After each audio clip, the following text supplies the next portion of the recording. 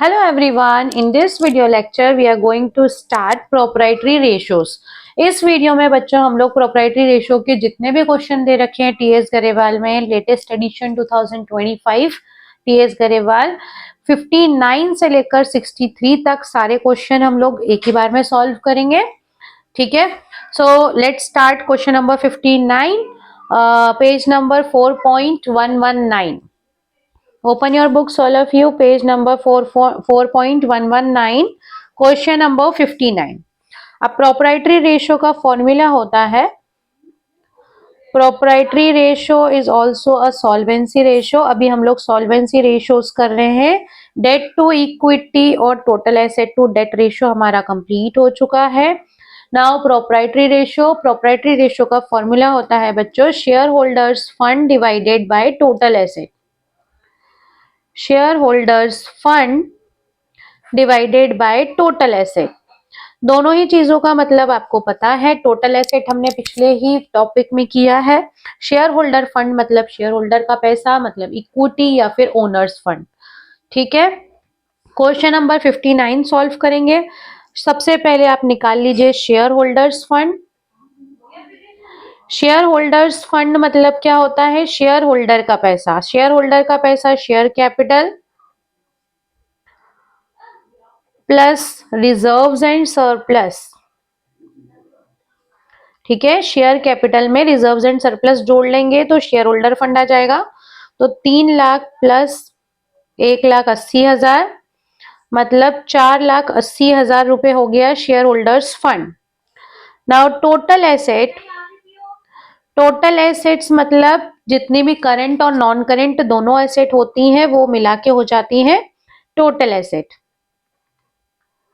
Non current assets plus current asset. Non current दी हुई है क्वेश्चन में 13,20,000 और करंट एसेट है 6 लाख. दोनों को जोड़ लेंगे तो 19,20,000 रुपए. ठीक है, अब हम निकालेंगे प्रोप्राइटरी रेशियो. फॉर्मूला मैं ऊपर लिख चुकी हूँ, बार बार नहीं लिख रही हूँ. Proprietary ratio is equals to share holders fund divided by total asset. Share holder fund है कितना? 4,80,000. इसको हम डिवाइड करेंगे टोटल एसेट मतलब 19,20,000 रुपए से. 4,80,000 डिवाइडेड बाय 19,20,000 तो 0.25:1. इसको हम परसेंटेज में भी लिख सकते हैं तो 25%. ठीक है, 0.25:1 आपका आंसर है. या फिर इसको आप परसेंटेज में भी लिख सकते हैं प्रोप्राइटरी रेशियो को, तो इसको 25% भी आप लिख सकते हो. Now question number 60. 59 we have done. Question number 60. 60 question में अगेन शेयर होल्डर्स फंड निकाल लेते हैं. सबसे पहले share holders fund. Share holders fund निकालने के लिए आपको क्या करना है? Equity share capital plus preferential share capital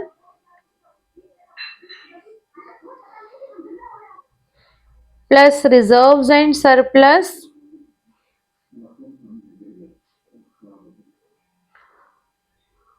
ठीक है, सारी चीजें प्लस करने के बाद क्या आ जाएगा? Share holder fund. 4,50,000 equity share capital है, प्रिफरेंशियल है 3,20,000, रिजर्व्स एंड सरप्लस जोड़ लो इसमें 65,000. तो शेयर होल्डर फंड आ जाएगा 4,50,000 प्लस 3,20,000 प्लस 65,000 रुपए, 8,35,000. Now total assets. Total assets करने के लिए हमें क्या क्या गिवन है देखो.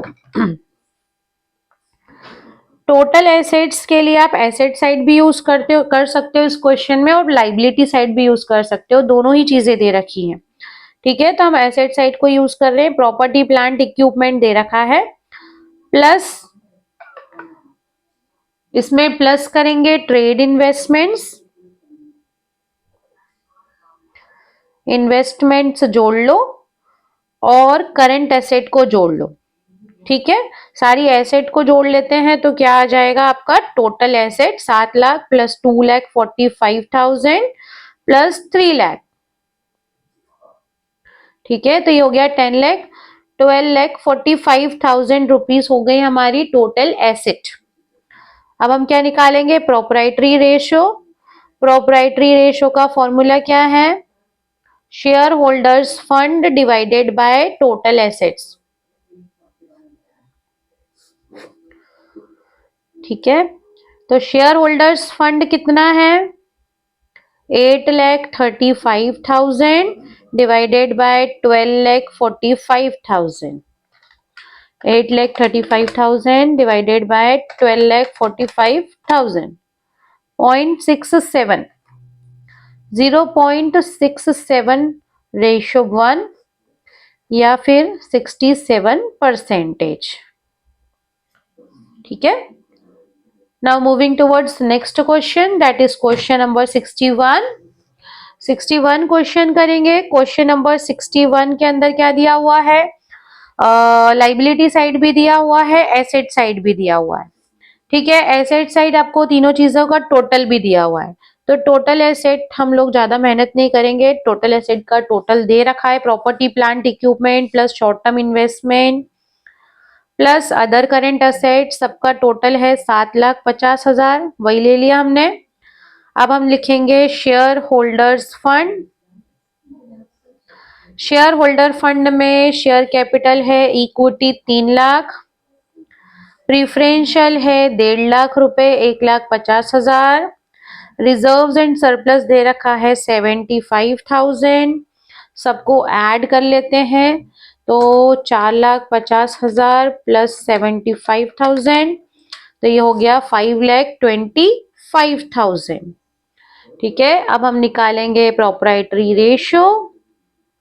प्रोप्राइटरी रेशो का फॉर्मूला क्या है, share holder fund divided by total asset, तो 5,25,000 डिवाइडेड बाय टोटल एसेट है 7,50,000। ठीक है, 7,50,000 डिवाइड करेंगे तो 0.7 रेशो 1 या फिर हम लिख सकते हैं इसको 70%। ठीक है, परसेंटेज में निकालने के लिए क्या करना है आपको, सिंपली इंटू 100 कर देना है। 0.7 आया है ना, इंटू 100 करेंगे तो 70% उसका आंसर होगा, अगर आपको परसेंटेज में लिखना है। ठीक है, now question number 62। Question number 62 करेंगे। 62 में कैलकुलेट प्रोप्राइटरी रेशो दिया करना है, if total asset to debt ratio is 2:1। Total asset to debt ratio आपको दे रखा है और डेट दे रखी है 5 लाख रुपए।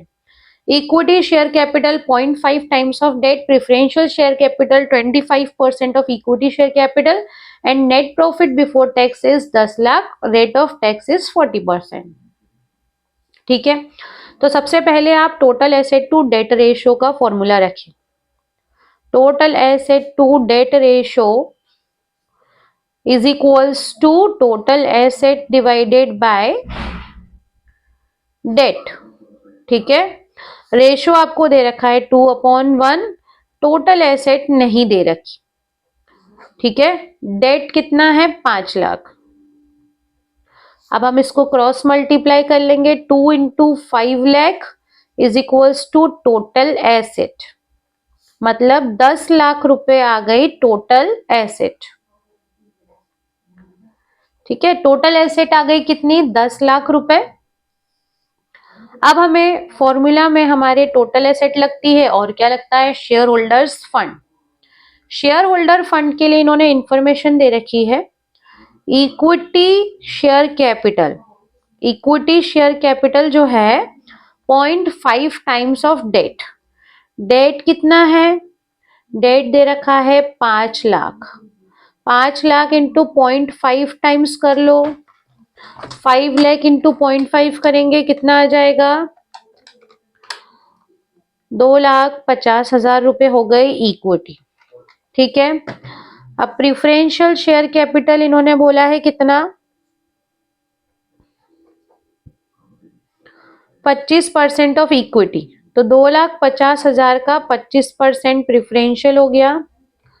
2,50,000 इंटू 25 डिवाइडेड बाय 100 मतलब 62500। नेट प्रॉफिट बिफोर टैक्स दे रखा है, तो प्रॉफिट आफ्टर टैक्स निकालेंगे। उसके लिए प्रॉफिट में से माइनस कर देंगे टैक्स। प्रॉफिट है कितना, 10 लाख। इसमें से 40%, 10 लाख का 40% कितना हो जाता है, 4 लाख रुपए। टैक्स माइनस कर दो तो बचा 6 लाख प्रॉफिट आफ्टर टैक्स। ठीक है, अब शेयर होल्डर्स फंड निकालेंगे। Share holders fund is equals to equity share capital, जो कि निकाली हमने 2.5 lakh, plus preferential 62,500 plus profit after tax 6 lakh रुपए। इन सभी चीजों को जोड़ देंगे, 2,50,000 प्लस 62,500 प्लस 6 लाख, सबको जोड़ देंगे तो 9,12,500 क्या आ गया हमारा शेयर होल्डर फंड। ठीक है, अब प्रोप्राइटरी रेशियो निकालेंगे। Proprietary ratio is equals to share holder fund divided by total asset, जो कि है 10 लाख। ठीक है, तो 912500 डिवाइडेड बाय 10 लाख। 10 लाख में कितनी जीरोस हैं, 3 और 3, तो 0.9125, 0.9125 रेशो 1 या फिर 91.25%। ठीक है, ये आपका आंसर आ गया। Now moving towards next question, which is the last question of this topic and this video lecture. Question number 63. Question number 63 में बच्चों आपको बताना है कि रेशो इंक्रीज होगा या डिक्रीज होगा। तो कुछ चीजें हम ओरली करेंगे और कुछ चीजें सॉल्व करके करेंगे। देखो, आपको प्रोप्राइटरी रेशो दे रखा है कितना, 0.8/1। अब हम क्या करते हैं, इसमें 5-5 जीरो लगा लेते हैं, 6-6 जीरो लगा लेते हैं। पॉइंट हटा दो सबसे पहले और 6-6 जीरो लगा दो, 1 2 3 4 5 6, 3 4 5 6। ठीक है, ये हमने अपना इमेजिनरी एक फिगर बना लिया है।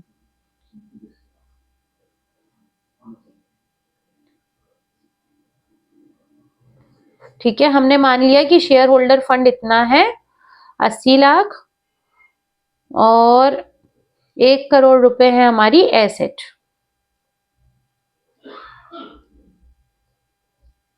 ठीक है, ये हमने इमेजिनरी फिगर बना लिया। अब फर्स्ट क्वेश्चन में इन्होंने बोला है कि लोन लिया है एसबीआई से, जिसको 5 साल बाद चुकाना है। लोन लिया है। अब शेयर होल्डर फंड में लोन से कुछ होगा क्या, शेयर होल्डर फंड में लोन से कुछ भी नहीं होगा, नो चेंज। ठीक है, लेकिन एसेट में चेंज आएगा। एसेट में क्या चेंज आएगा, increase in asset. Increase in asset क्यों होगा, क्योंकि कैश आएगा। ठीक है, आप लोन लोगे, बिजनेस में कैश आएगा, एसेट बढ़ेगी। ठीक है, तो आपका रेशो कितना हो जाएगा, ये अपने 1 2 3 4 5 6 जीरो हमने लगा ली, 1 2 3 4 5 6 7। अब जब कैश आएगा तो आपका ये अमाउंट जो है ये बढ़ जाएगा। हम मान लेते हैं लोन कितना लिया, इसमें दे रखा है 5 लाख रुपए, अमाउंट बढ़ गया। अमाउंट बढ़ेगा, नीचे का अमाउंट बढ़ेगा, तो रेशो क्या हो जाएगा, डिक्लाइन हो जाएगा, मतलब कम हो जाएगा। ठीक है, अभी आपके कितने जीरोस दे रखे हैं, 1 करोड़ 5 लाख रुपए हो गया। ठीक है, 1 2 3 4 5 6, 1 2 3 4 5 6 divided by 1 crore 5 lakh.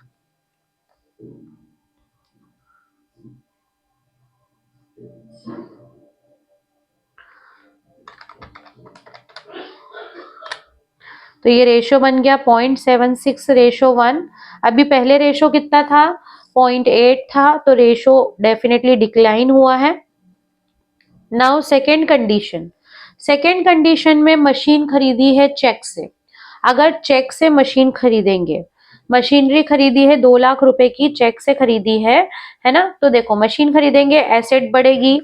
Asset भी बढ़ेगी। अब आपका रेशो कितना है, ये 6 जीरोस, 1 2 3 4 5 6 जीरो यहाँ है, 1 2 3 4 5 6 7 जीरो यहाँ। मशीन खरीदोगे 2 लाख रुपए की, कैश गया या बैंक गया, चेक से खरीदी, बैंक का अमाउंट कम हुआ और मशीन बढ़ गई। नीचे ही प्लस और माइनस दोनों हुआ है, मतलब सेम अमाउंट, तो there will be no change, कोई चेंज नहीं आएगा। ठीक है। Now next, redeem 7% preferential share 3 lakh रुपए, 3 लाख के शेयर रिडेम्पशन करें। अभी हम 6 जीरो को एक काम करते हैं, 5 जीरो का फिगर बना लेते हैं, बहुत लंबा फिगर हो रहा है। तो हम एक काम करते हैं, इसको 6 जीरो नहीं 5 जीरो लिखते हैं, 8 लाख रुपए, और नीचे लिखते हैं 10 लाख रुपए। ठीक है। अब इन्होंने क्या बोला है, रिडीम करे हैं शेयर्स, प्रिफरेंशियल शेयर रिडीम करे हैं। तो देखो शेयर्स कम हुए मतलब शेयर होल्डर फंड कम होगा, शेयर्स कम हुए हैं उनका पेमेंट किया है, मतलब कि 3 लाख रुपए जो है वो नीचे से भी कम हो जाएगा। तो ऊपर हो गया 5 लाख और नीचे हो गया हमारा 7 लाख रुपए। ठीक है। रेशो क्या बन जाएगा, 0.71 रेशो 1, मतलब रेशो क्या हो गया आपका, डिक्लाइन हो गया यहाँ पे। ठीक है। इस कंडीशन में रेशो डिक्लाइन हुआ है। Now moving towards next condition, that is fourth condition. Fourth condition में क्या हो रहा है, issued equity shares to the vendor of building purchased. अब हमारा अमाउंट हमने क्या मान लिया, 8 लाख और 10 लाख, है ना। ये आपका फिगर चल रहा है जो अज्यूम्ड अमाउंट है।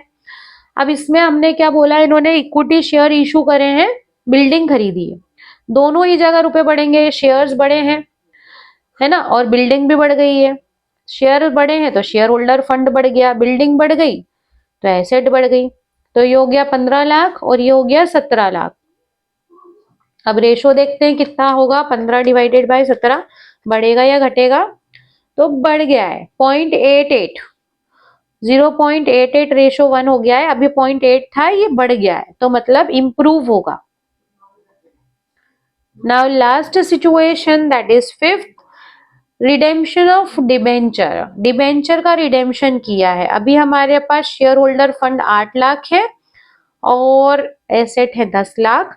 डिबेंचर का शेयर होल्डर पे कोई फर्क नहीं पड़ेगा, लेकिन रिडेम्पशन करेंगे कैश जाएगा 6 लाख रुपए। ठीक है। अब ये हो जाएगा कितना, 8 लाख डिवाइडेड बाय 4 लाख, मतलब ये रेशो हो जाएगा आपका 2:1, रेशो बढ़ गया है। पहले 0.8 था, ये 2:1 में कन्वर्ट हो गया, मतलब रेशो इस कंडीशन में इंप्रूव हुआ है। ठीक है। सो हम लोगों के यहाँ पे 63 तक के क्वेश्चंस हो चुके हैं और ये प्रोप्राइटरी रेशो वाला टॉपिक भी ओवर हो गया है बच्चों। आई होप आप लोगों को समझ में आया होगा। एक ही वीडियो में हम लोगों ने ये टॉपिक कंप्लीट किया है। अगर कोई डाउट रहता है तो you can ask in the comment section, और अगर वीडियो अच्छा लगा है तो please like share subscribe. Thank you, bye bye.